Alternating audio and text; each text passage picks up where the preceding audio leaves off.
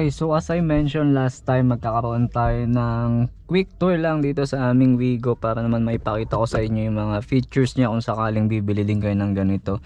So first thing before ko siya buksan, ito na naging habit ko na lang, no. Sa umaga, binubuksan ko muna yung hood niya. Nandiyan lang yung hood niya. Tapos check natin yung hood niya. Nandito kami ngayon sa may commercial complex. Medyo madumi si Wigo. And then ito practice ko na lang, no, kasi open yung ilalim ng makina niya, wala siyang takip. So tuwing umaga or bago ko siya paandarin mula sa garahe, tinitingnan ko kung may pusa ba dyan, kasi mahalaga yun, di ba? Mamaya kasi may pusa or something na naglalaro dyan sa ilalim na yan, baka biglang pag andar mo magkalasog-lasog sila. Na-share ko lang. And then pasok tayo. So pasensya na kung medyo madumi si Wigo dahil nag-jogging kami, ang dami naming gamit na dala. Pero ito, to start ito, so din ka lang sa brake and then one click na itong push button nya, no. And then dyan sa dashboard nya, sa umpisa kapag malamig siya may lalabas na blue dito, no. Since nagamit na namin to ngayong umaga, hindi na siya lumabas. Ibig sabihin parang mainit na yung makina nya. Ayun, tas etong multimedia niya, kapag kasi nakakonect na dyan yung iyong phone, automatic na detect niya agad yung Bluetooth mo. Tas nagpe-play ka agad siya kung may Spotify ka dyan or any music app na nakakonect, no. Then ito yung sa may aircon niya, naka-off kasi, kaya pag bukas ko, naka-off pa din siya. Pero pag naiwanan nyo yung nakabukas din yan pag open yun itong engine. So aircon tayo. Ito yung pagbukas niya, dito nyo siya pipindutin. So ito yung sa fan. Then ito yung sa cooler nya, up and down. And then kung gusto nyo isagad-jagad yung lamig, pwede nyo pindutin tong max cool. And then pagpapatayin nyo, ito lang tong off button na to, no. Yung aircon is nandito, saka dito sa may side ng sa may passenger seat, pati dito sa likod wala siyang aircon. And then ito yung ating shifter. May parking, reverse, neutral, drive, and then yung pang slope and pang nakalimutan ko to. Pero parang ano to, more on engine brake kapag matarik na pababa. And then yung S yata parang mas gamit siya kapag matarik naman na paakyat daw, hindi ko pa sila super na nagagamit. And then dito naman sa manibela natin, meron tayong pang control ng audio, no. So kunyari nag music ako dito, pwede ko siyang hinaan gamit to. And then pwede ko din siyang ilipat-lipat gamit to. Yun. And then pwede ko din mag-answer ng call, pero hindi ko pa nasusubukan itong button pang call. And then busina syempre. Tapos pause natin. And then Bluetooth, makakonect ka dyan via kung Android or iOS. Makakonect mo naman siya sa Bluetooth. Madali namang i-search yung kanyang Wi-Fi. CarPlay yata yung kanyang Car multimedia, yun yung pangalan ng kanyang Bluetooth, no. Tapos etong Wigo G 2024 may kasama na yung dashcam, no. Hindi yan dyan nakalagay, talagang dito yan nakalagay, pero dahil nung nagpa-install ako ng RFID, naapektuhan siya, kaya binaba ko ng konti. And then meron tayong ganito, parang ano ba to, sunshade, no. Tapos ito yung ating salamin sa likod. And ito yung pala isa sa mga gustong gusto ko dito sa Wigo, no. Itong power folding na side mirror, no. Kapag open mo siya, click mo lang to. Tapos pag gusto mo siyang i-adjust, pwede mong gamitin to left and right. And then ito yung parang joystick nya, no, kung gusto mong itaas, ibaba, or ipagilid, no. Para hindi ka na bababa ng sasakyan, no, kapag kailangan mo siyang i-adjust. Dito lang. Pero syempre pag mag-adjust ka, maganda na stop mo muna yung sasakyan. Tapos ano bang tawag dito, power window. Ito din, meron siyang mga pindutan, no, lahat ng window nya is may ganito, no, yung apat na yan. Ito yung sa driver seat, tapos tabi ng driver seat, and then sa likod mo control mo siya lahat. And then may lalak mo din siya dito.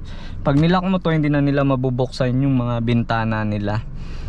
And then dito naman sa pinto, yan, pag nilock mo yan, hindi na nila mabubuksan yung sa likod hindi na nila mabubuksan yung kanilang pintuan doon. Tapos dito may mga lalagyanan ng tumbler. Dito meron din yung cup holder, and then dito meron ding lalagyanan. So ito yung ating parking brake lever. And ano pa bang meron kay Wigo? May radio din siya. Kung wala kang dalang phone, pwede mong gamitin yung radio niya. Maganda naman yung signal niya, no? Though lagi kasi kaming naka Spotify, kaya yun yung gamit namin. And then kung gusto mo namang gamitin yung Google Maps sa multimedia screen na to, kasi pangit talaga pag sa phone, no? Medyo nakakailang, medyo yuyuko ka pa. Maganda pag nandito yung Google Map for example, or Waze. So para magamit mo yun, kailangan mo ng original cable. Sasaksak mo siya dito saka sa phone mo. So kung Samsung yung phone mo, dapat ang original cable mo is Samsung. And then kung iOS ka naman, lalabas yung, nakalimutan ko yung app for iOS, pero hindi ko pa nasusubukan dahil wala akong iPhone na phone ngayon. Android lang kami. So ito yung Android Auto for Android. So saksa ka lang dyan ng original cable. Kung Samsung ka, Samsung cable. Kung Huawei, Huawei cable yun, para gumana siya. Kasi pag third party cable, hindi yung gagana. Okay, ano pa bang meron dito sa may driver seat? So far yun, ito yung perspective, ito yung point of view kapag ka ikaw yung driver dito. And punta tayo dito sa may katabi ng driver.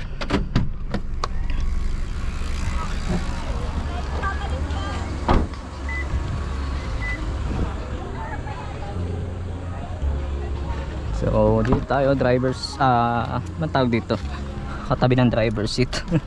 So ito yung first POV kapag ka naman ikaw yung katabi ng driver. So may aircon ka dito na pwede mong i-adjust up and down, left and right. Tapos meron ka ding pang lock dito, no? And then may power ka din, no? Kung gusto mong ibaba yung window. But since nilak ko siya doon sa driver seat, hindi ko siya mabababa. So inunlock ko para mababa ko siya dito. Yun. So meron kang ganito, pwede kang magsalamin. Yan. And basically yun yung perspective ng nakaupo dito sa side na to. Then abot na abot mo naman yung ibang bagay dito. Pero kung mapapansin mo, ito nakatutok siya talaga, nakaside siya dun sa may driver seat. And then may mga saksakan pala tayo dito, pero hindi ko pa yung nagagamit ever since hindi ko pa na tinatanggal nga yung type na yan hindi ko pa din yan nagagamit. And then meron tayo ditong glove box ba tawag dito. Maluwag siya. Nandito yung manual namin at saka kung ano ng mga abubot, mga tissue. Wag lang kayo maglalagay ng alcohol dahil di daw maganda yung mga ganun na iniiwan sa sasakyan. Yan. Tapos maluwag siya dito. Ayun yung paa ko, kung kita nyo. Yan, pagka gusto mo mahiga. By the way, nakalimutan ko sabihin, may height adjustment pala tong sa driver seat. Mamaya pakita ko pagka hindi ko nakalimutan. Tapos may mga konti ka ding lalagyan dito. And then meron ka ding tumbler dito na lalagyan. Ayun, tas ito wala tong height adjustment. Wala tong height adjustment sa driver lang. Pero pwede mo siyang i-inclined, no, pag gusto mo. Tas naiusod mo din siya dito. Sa ilalim naman yung hahatakin mo lang nasa ilalim para mausod mo siya. Tas pagka gusto mo siyang inclined dito, meron siyang pihitan sa may gilid. So ayan yung seat belt niya. And then ito ang ganda nung yung sa Wigo ngayon, yung headrest niya. Ayan, adjustable yan lahat from here pati sa back. So punta naman tayo sa likod. Pero before that, you can subscribe to our channel pala. You can simply click that subscribe button. Malaking tulong po sa channel namin yun. And like the video kung magustuhan mo po. Oo, punta tayo sa likod naman. Ito pala yung pinipihit kapag gusto mo siyang inclined.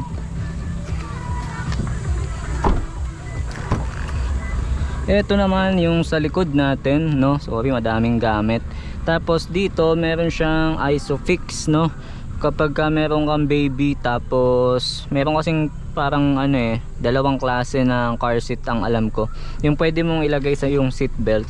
Tapos pwede din yung tinutusok siya dito.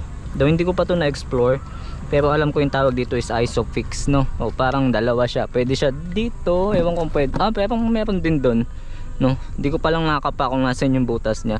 Yun yung mga car seat na isasalpak mo lang para hindi mo na kailangang i-seat belt yung car seat.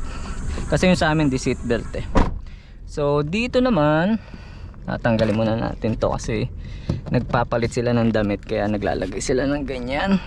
Dito sobrang luwang niya. Ito yung allowance pa ng paa ko. Ano lang pala ako, 5'3", kaya ayun, i-consider nyo na din yun. Malawak pa siya, no?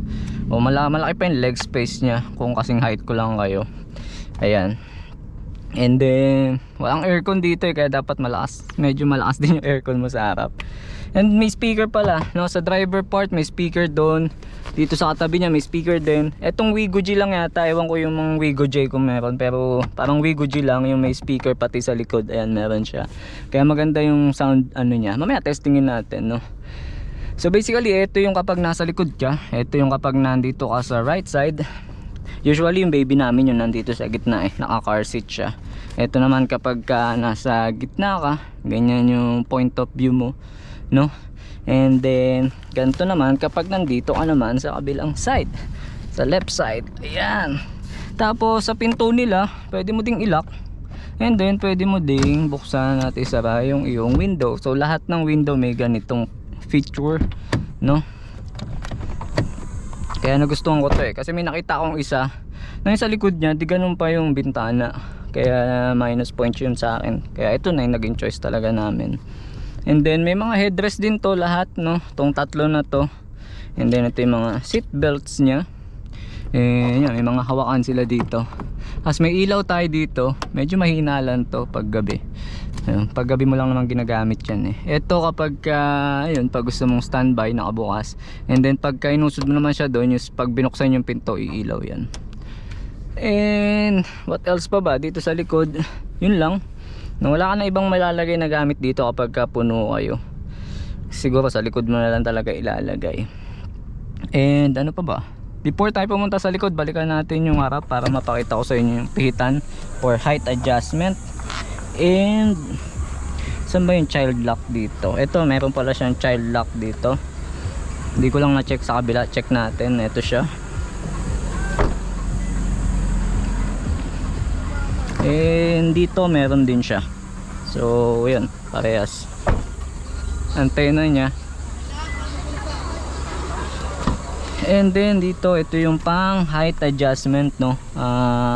Pagka pataas, ano mo lang, pihitin mo pataas. Pag pababa, pihitin mo pababa. Tapos ito yung pang inclined nya, itong pihitan naman na to. And then so ito nga yung sa hood, no? Hahatakin mo lang yan pag bubuksan mo yung hood. And then ito naman yung sa gas tank, no? Ihilayin mo lang yan pag bubuksan mo yung gas tank doon. Okay, punta tayo sa trunk nya. Itong sa likod may pindutan tong pinto nya. Yan yung isa sa maganda dito no? Hindi mo kailangang pindutin dun sa harap. Tapos automatic naman yung aangat. So basically ito yung trunk nya, ito yung kasya sa kanya. Usually may dala kaming stroller kaso gamit ng baby ko nandun So kasya yun dito kasi default yun, nilalagay namin yan dyan. Tapos ito yung mga damit naming pinagpawisan, no? Tapos yung extra niyang gulong is nandito. Try natin ipakita. Dito siya. Kasi may gamit kami. Ayan. So ayan.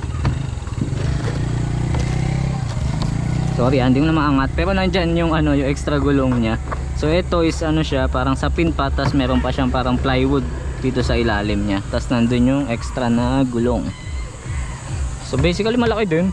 Para sa akin malaki din kasi ang dami naming nalalagay dito. Yun, kasya nga lagi dyan yung stroller. Tapos pag mag-grocery pa kami. Tapos ito malaking bagay din to Parang sa Wigo G lang din yata may ganito na patungan, extra patungan, no? Na pwede mo din siyang tanggalin pero never ko pa itong tinanggal. Mahirap daw yata yan ibalik. Tapos nakakawit siya dito. And then may extra siyang payong, no? Depende na sa agent nyo kung ilan yung ibibigay sa inyo. Tapos may kasama na din yung mga Wigo carpet.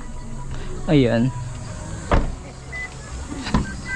Ayan. Tapos may makikita ka mga third party niyan parang mas madaling linisin yan. So pinag-isipan pa namin kung bibili kami. And lastly, check natin yung sound system niya kung kamusta, no? Patugtog tayo. Ayaw na yung tumugtog, man. Ayan. Lakasan natin. Ito medyo malakas Baba natin. 35. Ganyan yung tunog dito. Tingnan natin yung tunog kapag nandun ka sa likod. Oh, diba? Dahil may speaker din siya dito sa likod. Yung tunog niya doon, parang hindi yung tunog niya dito. Alright. Yun lang, sinubukan lang natin. Syempre yung aircon, hindi nyo mararamdaman sa video. Pero okay siya, no? Eh, basically, yan yung katawan niya.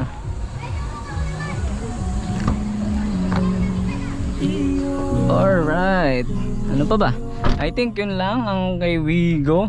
Yung tools niya nandito sa ilalim ng driver seat, no? Kung kailangan yung magpalit ng gulong. So far di ko pa na-experience, buti na lang. And I guess that's all for our quick tour dito sa aming Wigo G. Again, you can support our channel by clicking that subscribe button and like the video na din. If you have any question, feel free to drop that in the comment section. Itong perspective na binigay ko sa inyo is beginner's perspective, no? Wala masyadong technical na may share sa inyo dahil first time car owner tayo, and yun lang yung mga bagay na sa ngayon kaya kong i-share sa inyo. I hope you like this video. If you do, thank you. Hanggang sa muli po, ingat tayo palagi. God bless. Bye bye muna.